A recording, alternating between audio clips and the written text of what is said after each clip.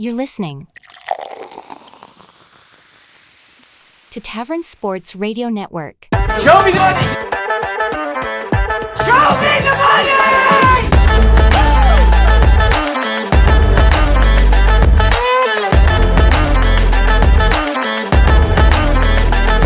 Welcome to the 38th episode of Show Me the Money, brought to you by Tavern Sports.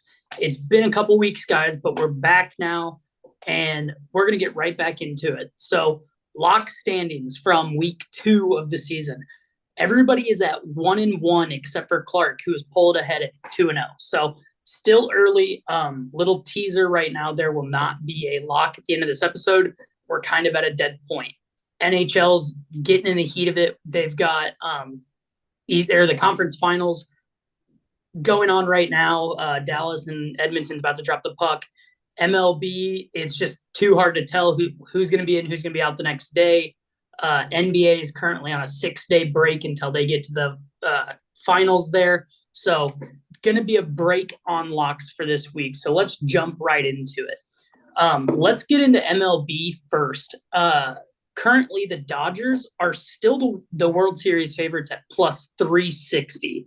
Josh, are you laying anything out on the Dodgers at plus 360 here? I'll never put any money on the Dodgers. They've just shown us time and time again they can't win the series. They can't. They won in 2020. They won the fake World Series during COVID. Outside of that, I mean, they've done nothing but try to literally buy rings, and they've shown nothing but the inability to do so. So I would much rather look at probably not the Braves now that Acuna's blown his knee out again. So Josh, actually, I just pulled this back up. They're even down to 260 now live. So the next closest now after the Acuna injury is the Yankees at plus 500. And they are way out ahead of their division with the Orioles. But we'll get to that here in a little bit. So currently it's the Yankees at plus 500, the Phillies at plus 700. And then, like you said, the Braves without Acuna at plus 800. Yeah, I mean, the line movement's really just because the Braves now without Ronald Acuna Jr., I mean, I think a lot of people see them as the main threat to the Dodgers coming out of the NL. I haven't watched any Yankee baseball this year, to be 100% honest. I have no clue what's going on up there in New York. I still like this upstart O's team at plus 1,000. There could definitely be some value there. I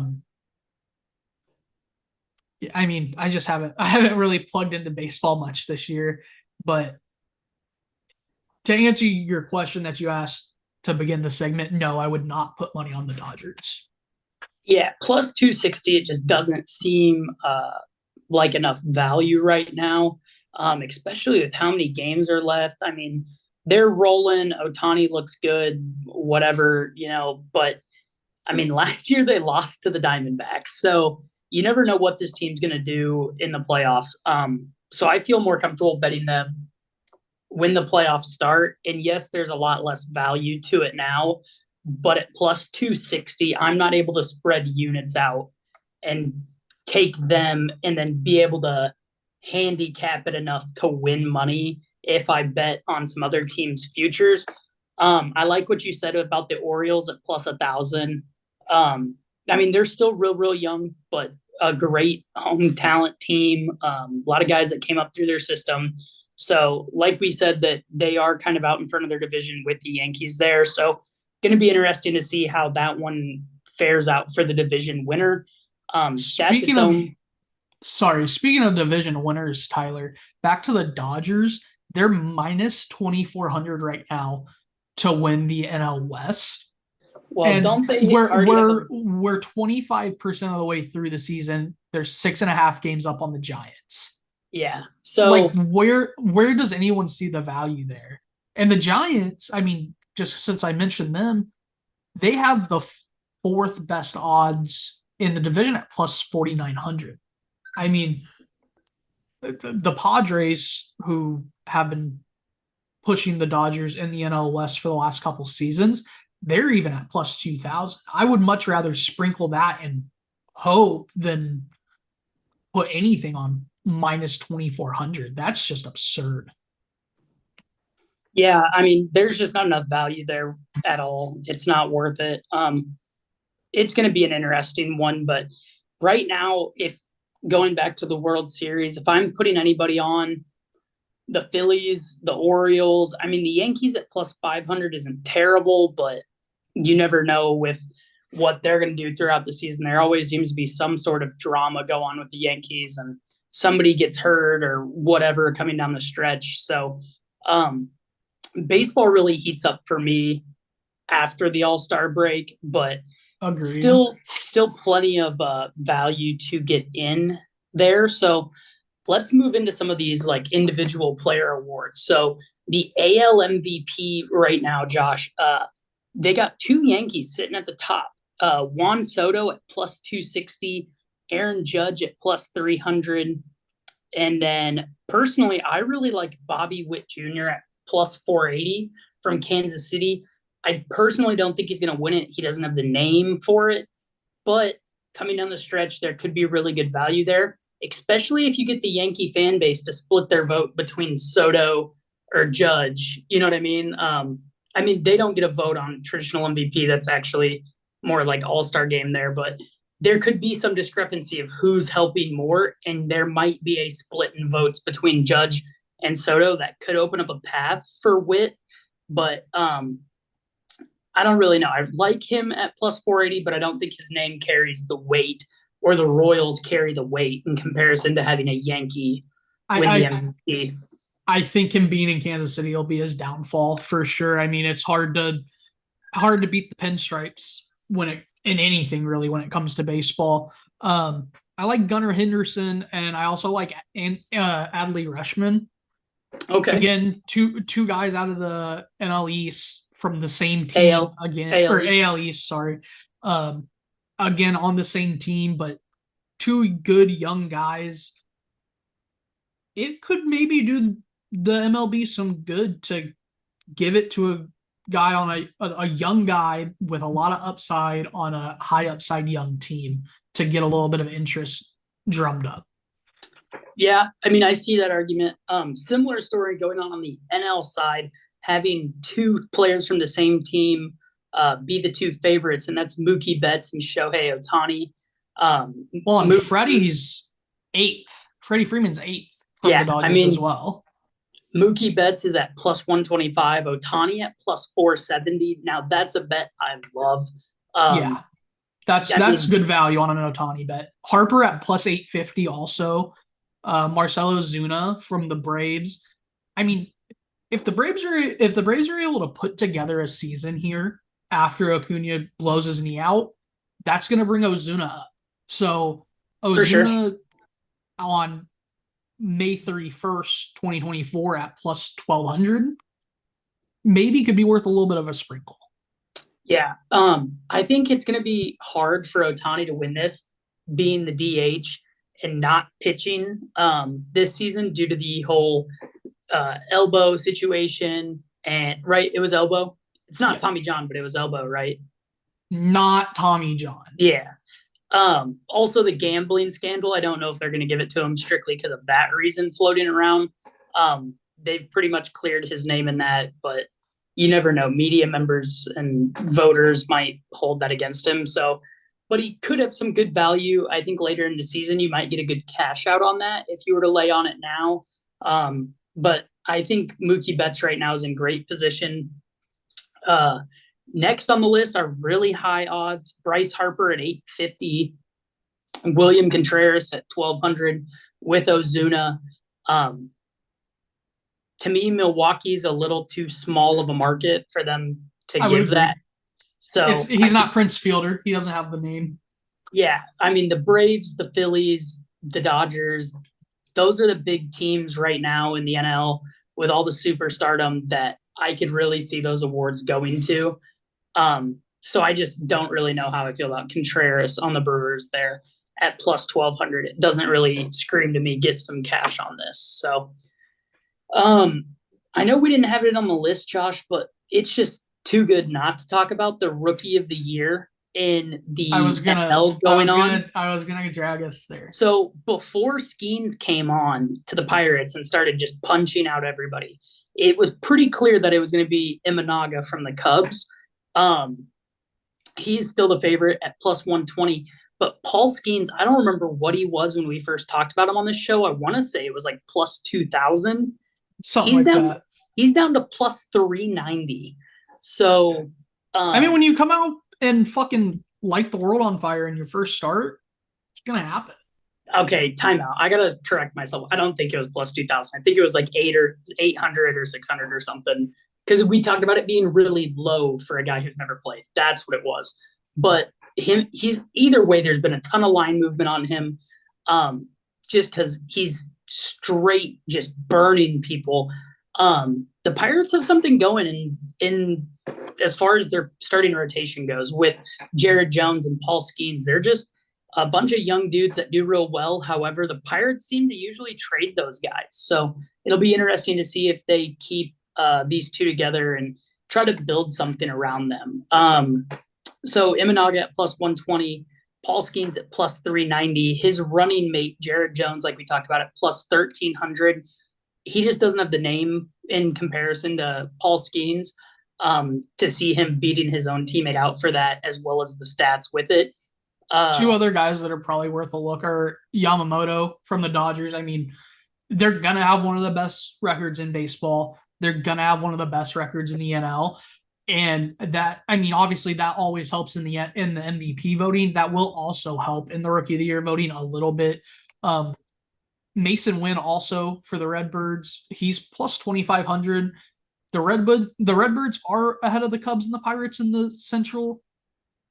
I think the lack of strength in the Central is really going to hold down Imanaga and Skeens and Mason for trying to get Rookie of the Year. I think if the Rookie of the Year in the NL comes out of the Central, it'll come out from whoever ends up winning the Central, which currently would tell you to look at Joey Ortiz for the Brew Crew at plus 1,300. They're currently 5 games ahead of the Cardinals in first in the Central.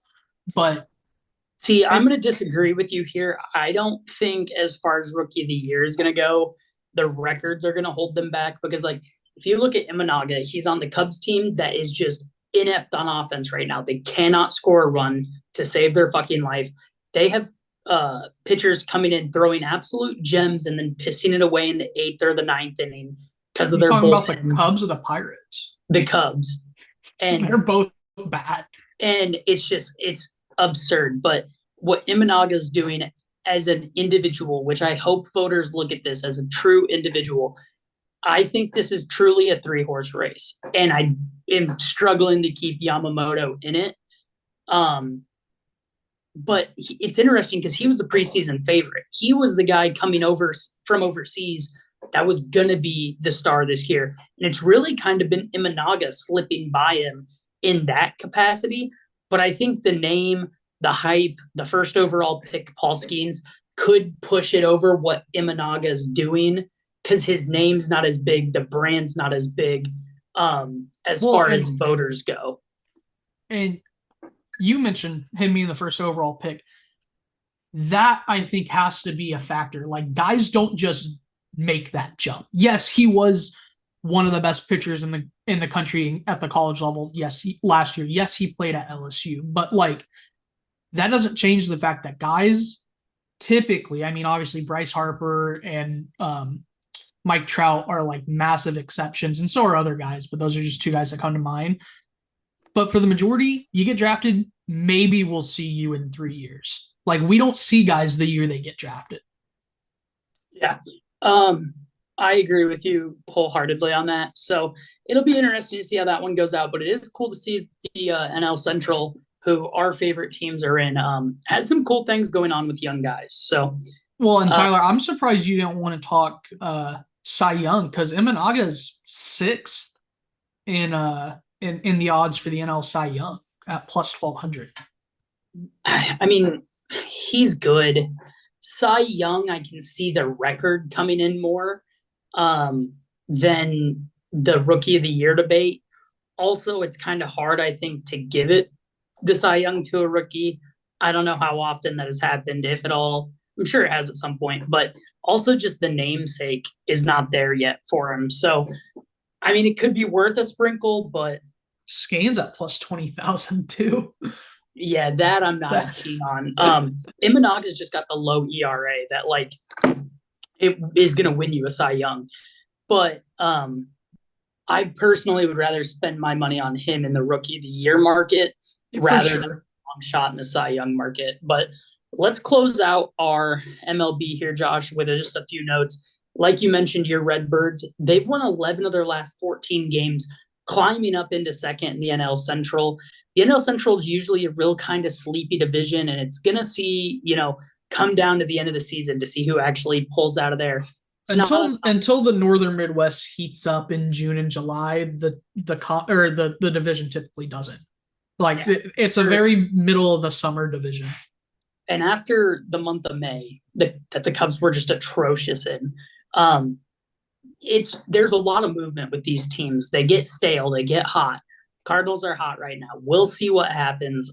That's kind of the developing story. Also, kind of out of the norm, the Astros are 5 games out of first place right now. So for me, the Astros have been good for so long. There's been the scandals. We don't have to beat that dead horse any longer. But it is interesting to me to see them kind of slide back a little bit. They're in third in the West. I mean, they're behind the Mariners, who, again, I don't act like the biggest baseball guy in the world, but who saw the Mariners coming out and leading that division 25% of the way through the season? I mean, the Mariners had a decent squad last year. They were a game out of the playoffs or something like that last year. But yes, to overtake the division and have a lead on it like this is kind of interesting. So currently the Mariners are at minus 140 to win the division. The Rangers at plus 260, and the reigning World Series champion Rangers at plus 320. So, I mean, if you think the Astros kick it up, plus 260 right now is not a bad number to get them at. So, wrapping that up, the Phillies, they're sharing the best record in baseball with the Yankees right now, 39-19, coming out of the gates hot. They're minus 230 to win their division over the Braves, who are plus 175, and then everybody else is over 24,000. The Mets are 24,000. So it's really a 2-horse race here. And I mean, like the Phillies are 6.5 clear of the Braves, and the Braves are 6 or 5.5 clear of the Nats. I mean, it's going to be a 2-horse race in that division for a while, it feels. Yeah, and without Acuna, I feel like the Phillies egg this one out. So, last but absolutely not least, pour a drink out if you've got one in your hands for Angel Hernandez. He is not dead. A lot of baseball players probably wish he was, but he's not. He is just simply retired. I mean, say what you will about him. He's probably the single-handed person that has brought the whole robotic umpires into play. But he's a legend in his own right. I'd love to get an autographed card and hang it on the fucking wall. But he's gone, and it is better for the game. I've heard a lot of controversial calls. I've heard a lot of podcasts over this last week or so since it's been announced, like, talk about this, and the most common thing they say is umpires don't become household names by being good. Like, when every person in the country or everyone that pays half attention to sports knows your name as an umpire, you're really, really bad at your job. Yeah. Like, I mean, it comes down to, he sued the MLB because he got playoff and World Series games taken away from him. And he sued him for discrimination, like racial discrimination. And the MLB, as their defense, just rolled in TV with highlights or lowlights of his umpiring career, and they're like, yeah. Yeah, he didn't need to ruin a postseason game. He's certainly made an impact on plenty of games. And I think it is worth noting that as of May 1st, a Angel Hernandez signed baseball auctioned off by the MLB was sold for $160. That's a good buy. Yeah, that item has definitely shot up in value since then. If I was the dude who bought this ball, I would be turning around and selling it immediately. So, I mean, I'm going to just say it figuratively, but RIP to what's the opposite of the GOAT? Like, Whoa. like, but, you got to respect a legend in their own right. So, I mean, he's definitely a name to remember and will be talked about, I guarantee, for years to come. There will be the next Angel Hernandez out there somewhere. Ethan Rule Sarah McLaughlin right here. All right, that's good. That's enough for MLB. Let's get into one of my you want to talk Chell? No, I want to get into UFC first. UFC 302 tomorrow night, headlined by Makhachev and Poirier. Following that up on the card is the co-main event is Sean Strickland versus Paulo Costa. Sorry, the downs were coming out right there. But so Makhachev, I mean, everybody knows he's been dominant, but he's fighting a big name in Dustin Poirier. Notable here, Makhachev is on a 7-fight win streak and title defense streak. Only, I believe, 3 fighters have ever taken that over 7 fights. So, and I think that's 3 out of 8 or 9 guys. I can't remember it off the top of my head. I should have written it down, so I apologize for that. But only 3 guys have ever extended the streak past 7 fights. So history is not on his side. However, he is a minus 550 favorite. And Poirier, who is a stud in his own right, he is plus 390 here. So Poirier is known for throwing in his guillotine. He's never finished anybody with it. And it's interesting because I guarantee he throws one in this fight. And everybody says a blind dog finds a bone once in a while.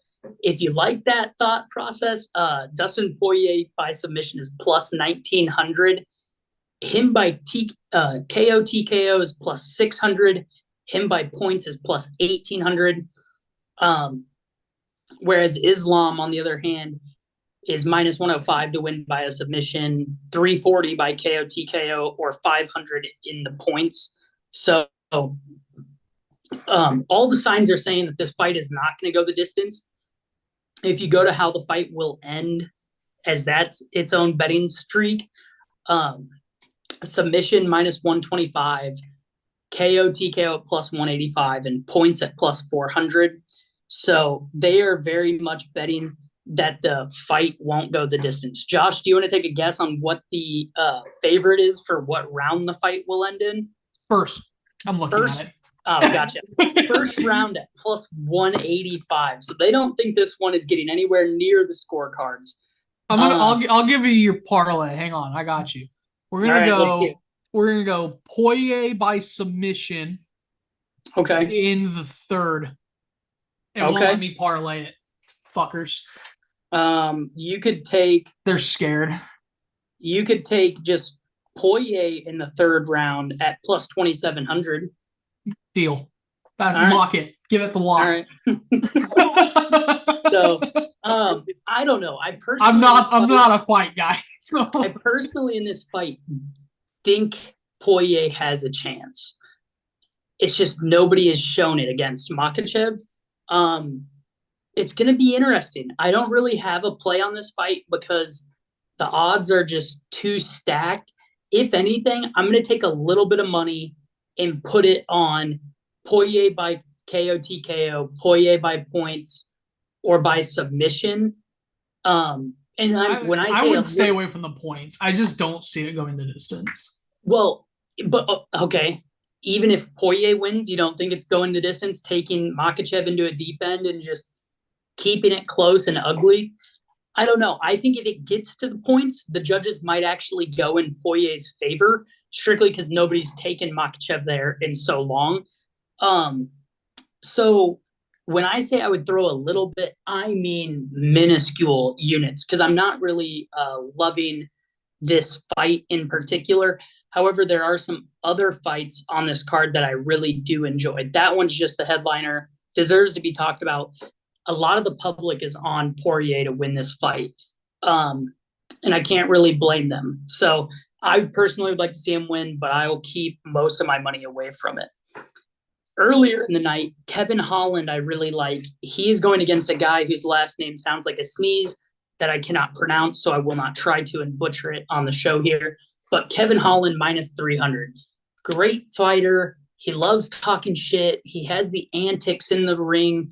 I mean, he's fun to watch. It's entertaining fighting. It's stand-up fighting. Minus 300 is not a lot of value here. But I would take Kevin Holland by TKO KO and by submission. Okay, they're both plus 260. So if you lay a unit on each, you can win 0.6 units, which isn't a ton, but depending on what your units you are. 1.6, wouldn't you? Plus 260. You'd but you like two but bets at plus 260. Yeah, but the bet that wins, you get your unit back. Okay, yeah, I guess so, yeah. I mean, it's just, you're not making a ton of money on this, but either way, I like him. I don't think this is going to go to points at all, strictly because his opponent to win by points is plus 800, and his opponent to win by KO TKO is plus 400. So I like this fight to stay within the distance. No on that. Will the fight go the distance? No is minus 260. So, I mean, this fight card is going to be probably a good 3-leg parlay for me on this one, on probably the three latest fights in the night. The next one on the card is Sean Strickland versus Paulo Costa. This is the title defense for Strickland. I mean, I really enjoy watching Strickland. Paulo Costa is no joke here. I personally am leaning with the champion in this one. So I, again, think this fight doesn't go the distance here. If you go into it and how the fight ends, Strickland by KO TKO plus 195, Costa by KO TKO plus 360. The true favorite is Sean Strickland by points at plus 175, but I personally believe the card doesn't go that deep. If you are a Paulo Costa fan here, I'm personally leaning, if he's going to win this fight, it's going to be within the distance, and it's going to be by knockout. So I would take him at the plus 360 on that mark, because him by submission is plus 2,000 and him by points is plus 750. So go ahead and give me the no, this fight will not go the distance there. And unless you're a true fight fan and just a sick puppy and like getting into the weeds, not a lot of the rest of these fights are probably going to stick out to you as worthwhile betting on. So we'll just leave it as the three big guys. I did mention a 3-leg parlay here, and it's going to be, will the fight go the distance in the final 3 fights of the night for Holland, Strickland, and Makhachev versus Poirier? No on all of them. I don't want any of these cards to see the scorecard. That 3-leg parlay is plus 162. So not a ton of value, but it's something I feel good about. Laying maybe even a bigger unit on that. So we'll see how frisky I get and how much the whiskey speaks to me tomorrow night at 9:30, 10 o'clock. This episode of Show Me the Money is brought to you by Tavern Sports, your place to get fun sports content, sportsbook lines and parlays, and of course food reviews with Big E's Ballpark Bites. You can follow Tavern Sports on Instagram at Tavern Sports 2023, TikTok at Tavern.Sports, and Twitter at Tavern Sports 23. Moving into our NHL talk, guys, we are in the conference finals on both sides here. Right now, I'm currently watching Edmonton versus Dallas, Game 5, series tied 2-2. It's a tied game, 0-0 right now. this has been a really interesting series to watch. A lot of big names, a lot of comebacks, a lot of just high-powered offenses going back at it. Dallas's goaltender with Ottinger has been playing really, really well. Skinner's a little up and down for Edmonton, but he's still managing to get it done. The interesting statistic is whoever wins game 5 wins the series like 70% of the time, over 70% of the time. They just showed it a little bit ago on the TV screen. But so, I mean, this game is really, really important. I think both these series end up going to 7 games. The other side on the Eastern Conference, Florida is actually beating the Rangers, New York Rangers 3-2, picking up a win in Madison Square Garden last night. So to get to 7 there, the Rangers are going to have to go win one on the road. However, another story of goaltending on that side, it is Bobrovsky and holy shit, Igor Shesterkin. I apologize for slandering your name and getting it there for a second. Both these goalies been absolutely standing on their head. Low scoring affair, bunch of overtime games, just real cagey matchups. So if you're not watching hockey right now, you really need to get into it. And it's a great time. All the games are exciting, edge of your seat. It might seem slow at first, but once somebody cracks open the scoring, you can just see the intensity amplify, and everybody is fighting for that next inch, that next puck. Like, it is a great series to watch on both sides, and I'm so excited for the Stanley Cup final to come on. We talked about this last time with Dallas and Colorado when Dallas was at plus 800. If you got in on that, kudos to you, because it's still looking really, really good. The current odds on this series for the winner of the Stanley Cup would be Dallas is plus 260 and Edmonton at plus 290. On the other side, it's Florida as the clear favorite to win it all right now, and that's because they're the only team in the playoffs right now with 3 wins in their series. They're at plus 130. The Rangers are at plus 900. If you are a Rangers fan or believe in the Rangers at plus 900 now. If they go win these next 2 games and can get there, they have the goaltending that they could win this game. Their first line going into last night had not scored a point, no assists, no goals, the entire series. So a little weak out of the first line. They're in the series because of their goaltending and their defense and their depth pieces. They have studs. It's almost a shame to call them depth pieces, but second, third, fourth liners doing a really great job in that series. The Rangers at plus 900 kind of seem scary because they're a game away from elimination, but they go win one on the road. They got a game 7 at home in Madison Square Garden, where personally I think the fans have sucked this series and in this playoffs. I don't know if they wasted all their energy on the Knicks or whatever, but the home barn atmosphere hasn't been great. But if they can get up for a game 7, if the Rangers extend it there, that game would be, I believe, Monday night. Could be really, really good value. This 900 number is not going to stay for long. If the Rangers win this game, it goes to a game 7, I guarantee they drop down to around plus 200, plus 300. So, well, Florida will go back up too. Like, Florida is the worst bet right now of the 4. Correct.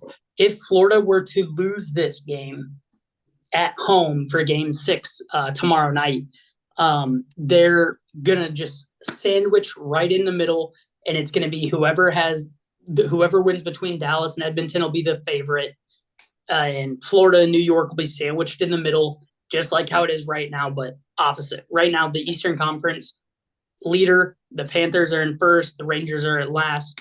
It's going to switch after this game. And the Oilers just scored the first point of the game. Yeah, Oilers scoring on the power play here. Who puts this in for them? I could not tell you. That looked like McDavid put that in. So they just locked down the betting odds because they will be adjusted here in a minute, obviously, to reflect the score of the game. So, it was not McDavid. Sorry. I just saw a 9 and assumed it was McDavid, but it absolutely was not.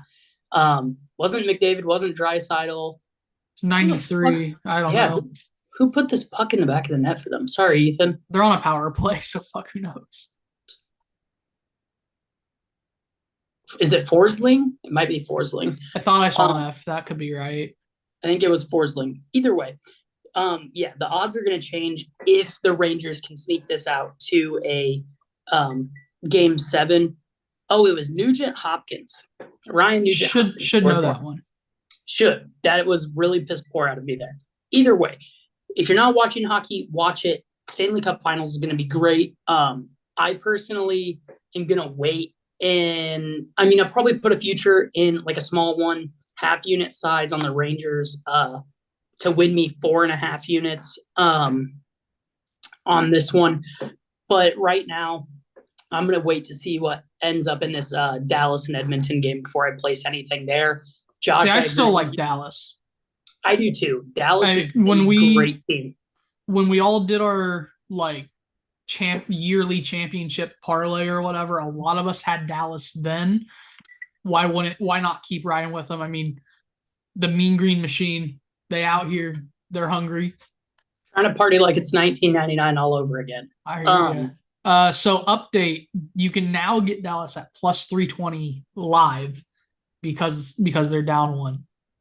Yeah. So, I mean, these odds are going to be changing throughout the night. After tonight, it'd be interesting to see. It's going to very clearly be Florida. And actually, I think it's going to be whoever wins this game will be the favorite. Florida. I think the West is definitely the better conference. Yes. And then I think it'll be Florida moves to second. And then the loser of this game and the Rangers will be however way they are. But let's get into a little NCAA football.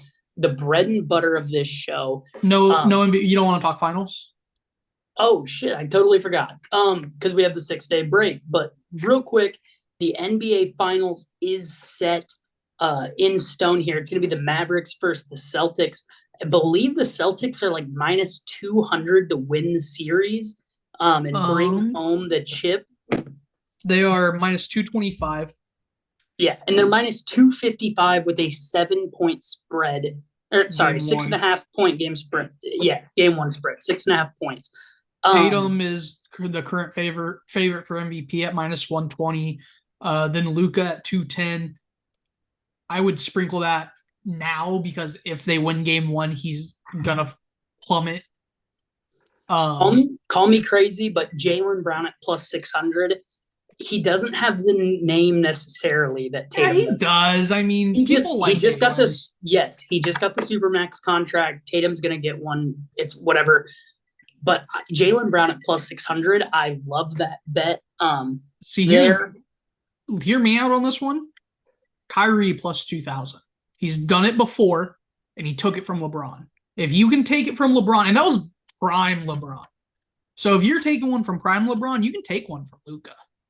Yeah, I don't hate that at plus 2,000 either. But that is going to fluctuate even after game 1. I mean, if Tatum takes over game 1 and they win, it's going to be him a super favorite or Doncic. But if you like Kyrie or if you like Jaylen Brown, get those tickets in now because those odds are only going to get better if they go on a finals MVP type run. So that's what you're banking on in that. Do you want to take a guess at the odds for the standings after 3? Sure. Okay. Boston 3-0. 500? 340.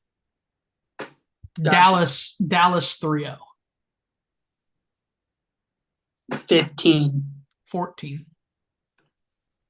I don't see this game going in a sweep direction. I think this goes 6 or 7. So they have Boston 2-1 at plus 100. That seems more like it after 3. Total games, a sweep plus 650, 5 games plus 230, 6 games 200, and a full 7 games 190. I think we're gonna. I don't know about a true gentleman's sweep, but I think it's gonna be a 5-game series. See, I would be more on the 6 or I would actually be more towards 6 than 7. But again, not coming from a massive NBA guy here. I do think the Celtics win this. I'm not going to bet it at minus 225. Probably the best price you're going to get if they win game one. But I'm not huge on NBA here, so I can't really say a whole lot about it, but I definitely think the Celtics have the firepower and the depth to match up better with the Mavericks than the Mavericks do for the Celtics. That's kind of what my mindset is heading into this. Kyrie revenge tour. Also, Yeah. Kristaps revenge tour too, though. Yeah, so it's going to be interesting. I probably won't tune in a whole lot unless the series gets real juicy. NHL playoffs is just light years better, in my opinion. I know a majority of people probably don't share that opinion, but it is mine, and I will die on that hill. So It's a good hill to die on. let's get back to NCAA football, the bread and butter of this show. So the way we're going to do it. Yeah, go ahead. Yeah. So the way we're going to do it for the next handful of episodes, basically we're going to try to find stuff to give you guys stuff to bet on until football starts, because the majority of us are football guys. That's our bread and butter. That's where we make our money all year.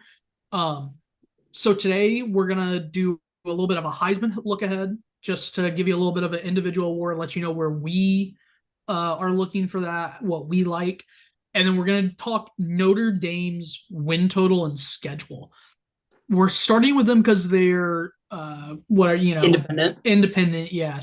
But then going forward for next episode and the episodes following, we're going to go conference by conference through at least the 4 major conferences, possibly the 4 majors, and then do a bonus episode of mid majors that we like the lines on.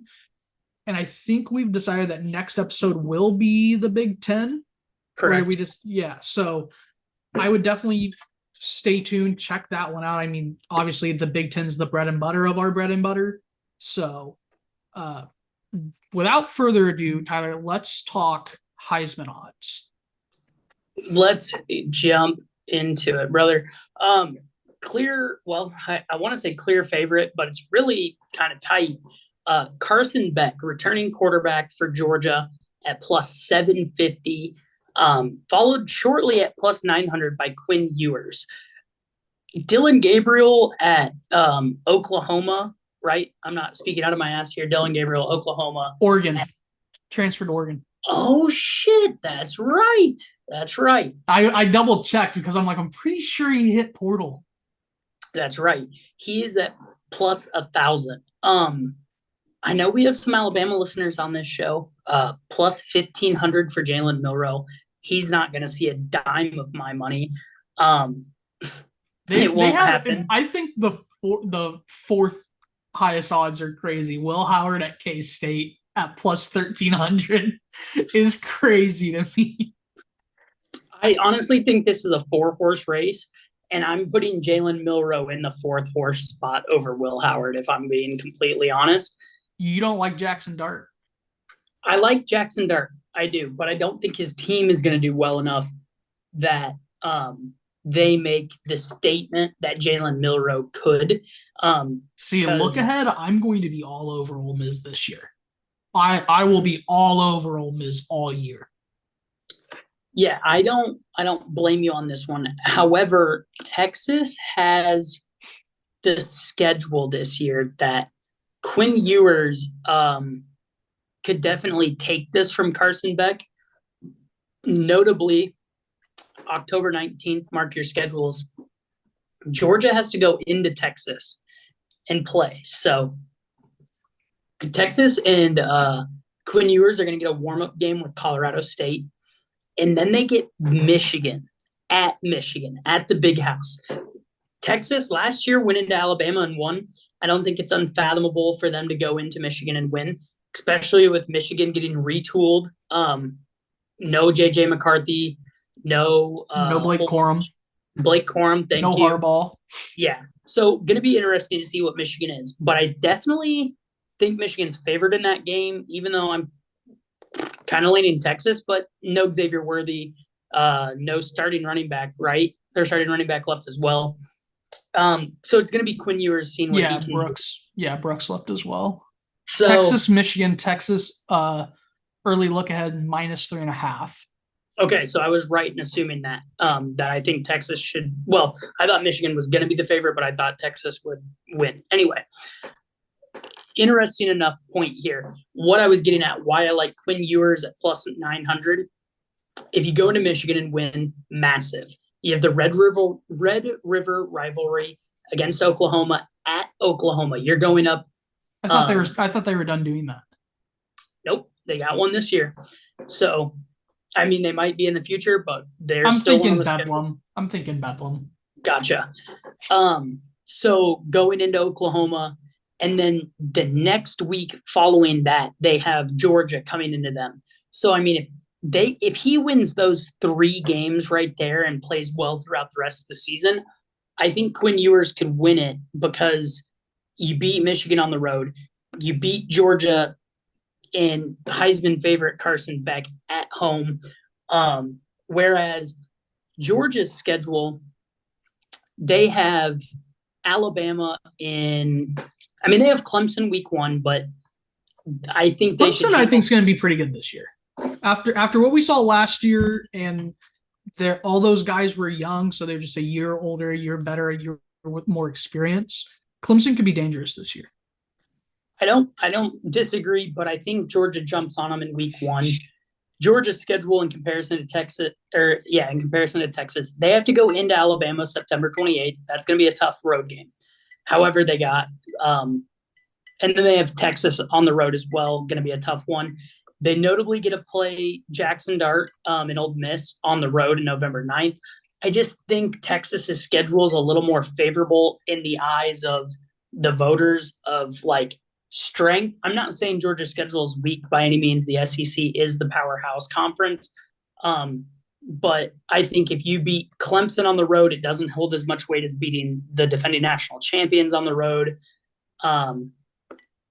So it's going to come down between Georgia's and Texas's game if Ewers and Beck are the 2 front runners there. That's my opinion on it. I think it's going to be one of those 2 guys. What do you think, Josh? I don't see it Beck doing it. He didn't impress me at all last year. I really don't think. I mean, are they going to make the playoffs? More than likely. It's a 12-team playoff this year. They're Georgia. They're in the SEC. They will more than likely be in. That will bolster his campaign for it. Texas, I think they're -650 to make the playoffs. So Texas should also be in the playoffs. Texas is also in the SEC. So, and we just talked Texas, or you talked Texas schedule a little bit. So maybe name recognition, and I think Quinn's just a little bit of a better talent. I would take Quinn over Carson, but other guys I like that you didn't mention. You mentioned Jalen Milroe. I think at +1,500, it's okay to take that flyer on an Alabama quarterback, especially now that Nick's gone.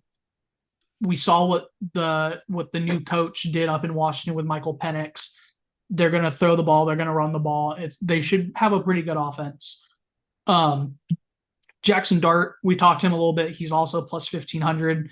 These are all guys that I will more than likely be putting some kind of money on, whether it's a unit, 2 units, half a unit, something. No, I don't think this next name is going to be any surprise to anybody that listens a lot to the podcast. Noah Fifita, my guy. He's still in Arizona. Yes, their coach left to go to Washington to replace the guy that went to Bama, but the team pretty much stayed intact. He's young. He's a true sophomore. I think it could be worth it to the CFP to kind of push a guy. So maybe at +3,300, they come out, win the first 5-6 games of the season. Maybe you get a decent cash out. And then if you want to talk about flashy names, Shedeurs +4,000 and Travis Hunter's +6,500. I was just going to ask you about Shedeur.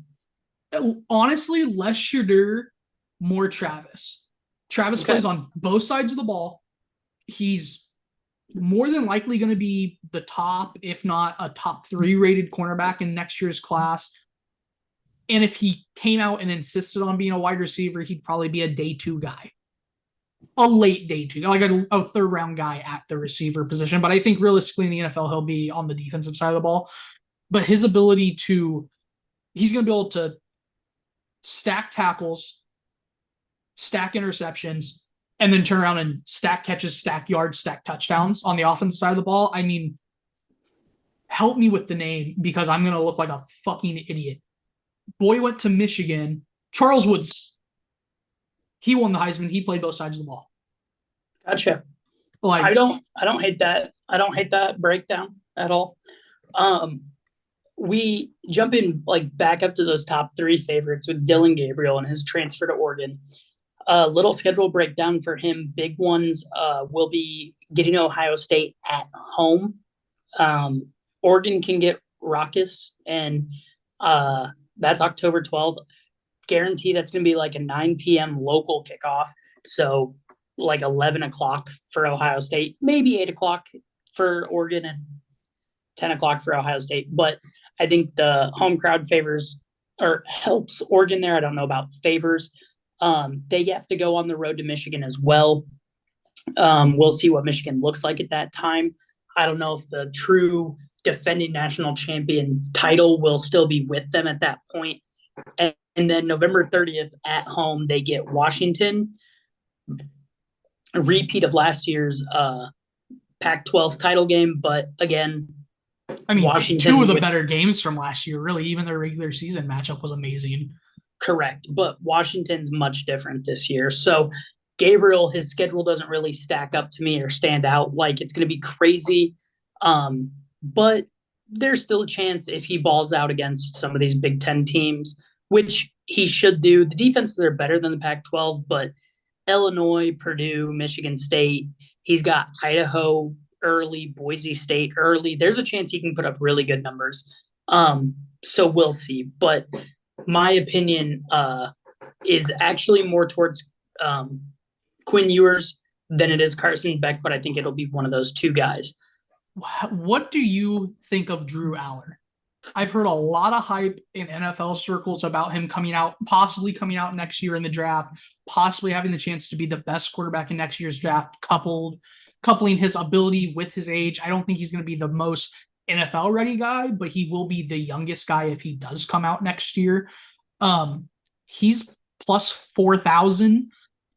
At that number, I would prefer Shedeur personally, but if you're sprinkling enough of these guys at high enough odds, maybe it's worth a sprinkle.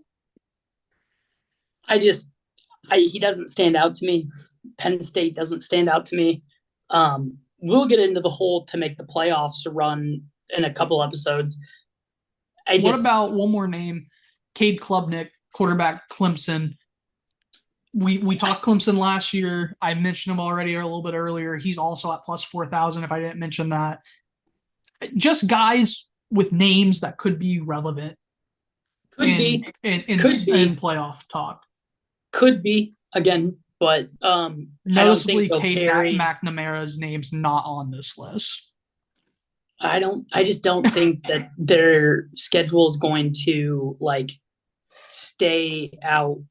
It's just not going to stand out compared to. I lied. Cade McNamara plus 25,000. What do you think, Tyler? Not happening. Not happening from Iowa. But Clemson, in their own right, has a hard road. They got Georgia week 1. Have to go into Florida State. However you want to look at Florida State. I lied. That's kind of their only 2 hard games. They have Stanford. They have Stanford's App State. App State is probably going to play them hard because that's what they do. But I don't know. The name is good name, but not great. Team's good, but not great. So that kind of rules. I haven't broke down any schedules, so yeah, I haven't even broke down Iowa's schedule yet. So let's get into that, though. We said that's what our next couple weeks are going to look like. So real quick, we're going to start with just the most notable independent team as a little flavor saver for you guys for the next couple weeks. So that's Notre Dame. Their win total is at 10.5. Crazy. I personally, they'd have to go 11-1 to hit the over. Well, to that point, Smart Better would say under, just numbers wise. I don't know who the fuck they have in at quarterback this year. I know Estime is gone. I know they have a guy at quarterback. Who the fuck did they get? Did they get Rising? No, they got God damn it. Who is their quarterback for this year? The only thing coming up is Hartman, which I know is not right. No, he just left. Tyler Riley Butcher. Leonard, Riley Leonard from Duke is their guy this year. He's a good quarterback, but the numbers would tell you to go under, but the only 3 games that I could feasibly see them losing and be okay with would be Texas A&M, Florida State, and USC, and that's because 2 of those games are on the road. Texas A&M and USC. Let's slow down. Let's go game by game. How about that? Yeah. Okay. So this is regular season win total. It doesn't count if they get into the playoffs. None of that Correct. matters. 10.5. There are 12 games in an NCAA season, so they have to go 11-1. Yes.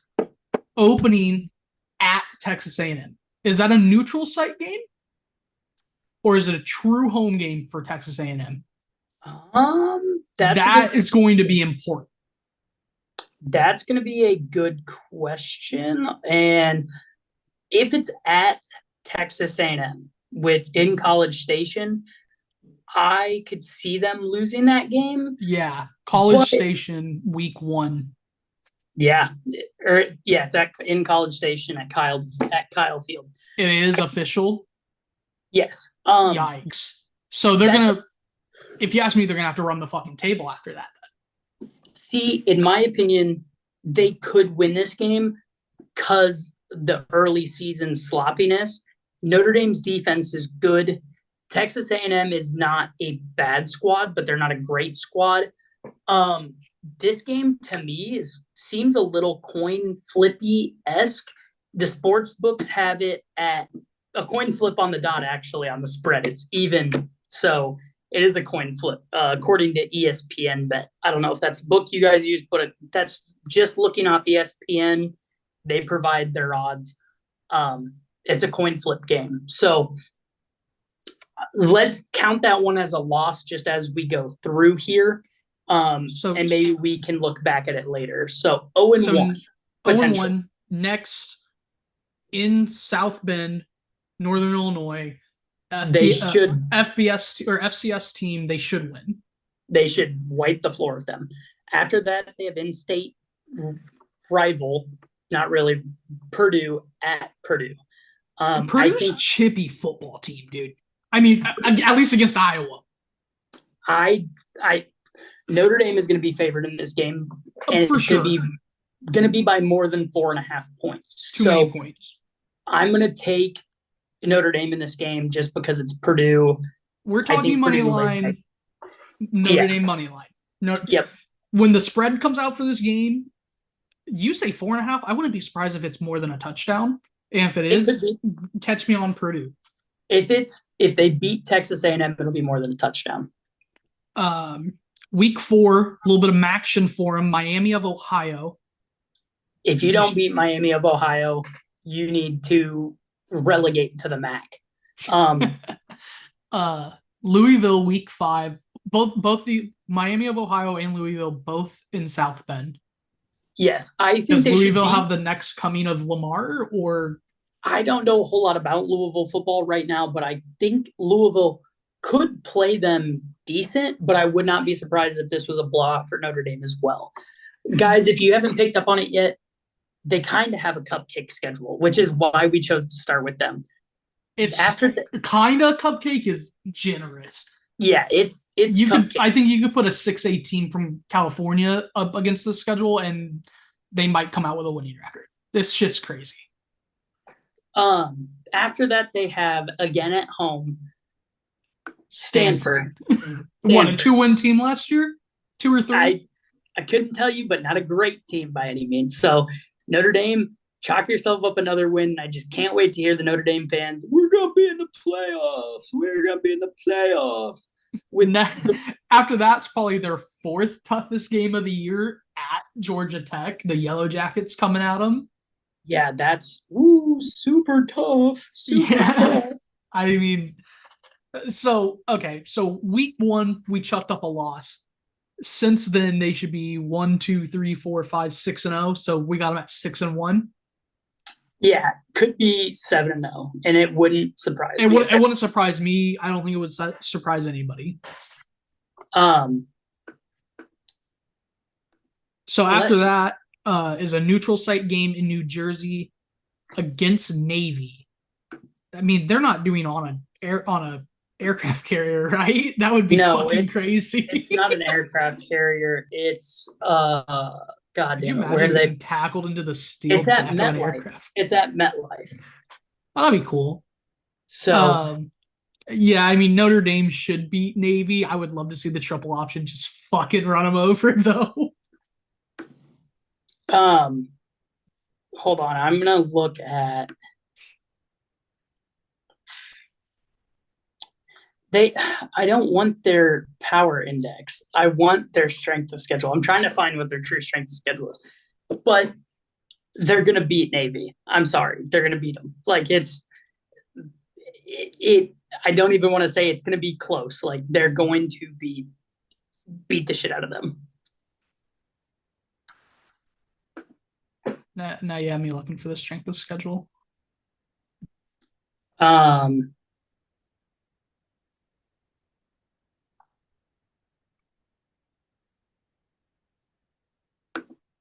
Last year. Strength of schedule and ranking season 20. They have 2023, 2024, but not 2024, 2025. So I found a list of the 15 hardest. Let's just make sure they're not in here. There's no way. Vandy, they have Vandy at 8. I don't want to know what Vandy's schedule is if they're up at 8. And they have Georgia Tech at 6, so kind of sucks to be Georgia Tech. Okay, hold on. I found a list. Ethan, I'm sorry, you're gonna have to do some editing here. Yeah, sorry, we're trying to find this. But I found a list. And I'm just trying to find them now. North Texas Marshall. I mean, it's not gonna be too cake because I have those 3 hard games, but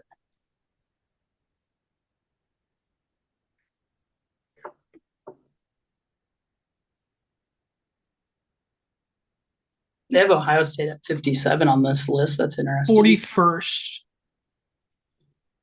I have 41st. Okay, I see them at 43rd. All right, Ethan, you ready to cut back into this? Go for it. All right. So as far as strength of schedule goes, we're able to find them at 43rd and 41st, depending on the list you look at. I personally think though that's really fucking generous, dude. Yeah, that's generous because you're playing Texas A&M on the road, but your other 2 hardest games, like we've talked about, Florida State, they're not the same Florida State of last year, and USC doesn't have Caleb Williams of last year. So, but I mean, USC looked a lot better in that bowl game than they did most of the year. But we stopped at the Navy game. So after the Navy game in MetLife, they are home against FSU. That's late in the season. Yeah, you're bringing those Florida boys up to fucking right off Lake Michigan, basically. There in that's South Bend. November 9th. Yeah. So a cold one for them. Following that, they got Virginia at home. It's not basketball. I don't know what Virginia is really going to do to you. Then their second look at the triple option against Army at Yankee Stadium. Which that'll be a cool game. It'll be a cool game, but there's no way Notre Dame's losing to Army or Navy. No, not happening. Neutral site, home field, road, doesn't matter. And then, like we talked about, their quote hardest game of the year at USC, and I think being on the road actually benefits them. Actually, the true benefit would be if this game was at home. They got USC in the cold as well. But being in the road, they're not going to have to face the elements. Their offense is going to be able to do what they want. Riley Leonard's going to be able to sling the pill around. And I'm going to take Notre Dame over 10.5 because I see them getting the best out of 2 of these 3 games at Texas A&M, at USC, or at Florida State here. or having Florida State at home. Florida State's defense still raw, still nasty. I get that could cause trouble. If they lose to Texas A&M, I'm going to really be sweating that Florida State game with this 10.5 number. But I think being at home benefits them in that one. So go ahead and give me Notre Dame over. However, I will not be surprised. This is my prediction. If they get a loss outside of those 3 hardest games, it'll be at Georgia Tech or against Louisville at home. So I'm against you. I'm taking this under for that exact same reason. Sure, you need to show up to 3 games this season. That's all. You show up to 3 games, you're going to get a bye in the college football playoffs. Congratulations, you're at worst a 2 seed, which is bullshit. You're going to have a They're not going to be a 2 seed because they're an independent. But all it takes is for you mentioned Louisville, which we don't know anything about that team, but all it takes is not showing up against Louisville, sleeping too much on the way down to Georgia Tech, or overlooking Purdue or Northern Illinois, really. Northern Illinois, what, half a decade ago? Maybe it was a decade ago now. I don't fucking know. It's probably closer to a decade ago now. Almost shocked Iowa in Iowa. Like, I don't see that happening. But I don't see it happening either, but like they're on the schedule. You got to play them. Who did they lose to last year? That they lost to Louisville last year. They lost to Ohio State in the most dumb fuck way last year. They didn't really play a close game besides those 2 last year, but losing that game to Ohio State, they shouldn't have lost. They're without Sam Hartman, who I think is better than Riley Leonard. They lost to Clemson last year. They almost lost, or they did lose to Ohio State. They lost to Louisville. Sorry. So they did lose 3 games last year to their hardest opponents, to be fair. But Duke played them hard, 21-14 last year. So, I mean, it's not like this team's a bunch of world beaters. They kind of underperformed last year. So I think if they are to go under this number, one of their losses is to one of the teams they shouldn't lose to. This is a cupcake schedule, national TV. Definitely, I would guess in the playoffs. If there's no way they're not in the playoffs. Like even if you lose to Texas Tech week 1 and then win out, they're gonna be like, it was week 1, knocked the rust off. Texas A&M, yes. Or A&M, yeah. It's like, I think they have to go over their win total to get in. I know we said we wouldn't really talk playoff odds until that show comes up, but just because we're on Notre Dame, they are minus 170 to make it in. So the expansion definitely helps them, but that is going to be it for us this week, you guys. Actually, no, it's not. Real quick, Jake Paul, Mike Tyson postponed because Tyson had a ulcer flare up. When this fight comes to fruition, who cares? I don't really, but it is postponed a little bit. So it's going to be an interesting one. No locks this week as there's not a ton to bet on as far as NBA goes. Just a limited slate, limited board right now. We're not going to dive too big into the weeds on WNBA and shit like that. So that's all. We gave you our picks. Hey, the Fever did catch their first win. Yeah, that's old news. They've lost a couple since then. But we've given you our picks. Hopefully you guys go ahead and put in some of these futures and they hit for you. If so, we'll see you in fucking December at the window. So that's going to be it for us this week. Make sure you tune in, whether it be next week or the week after, where we're going to be breaking down more schedules, more win totals, and showing you the money. Show me the money!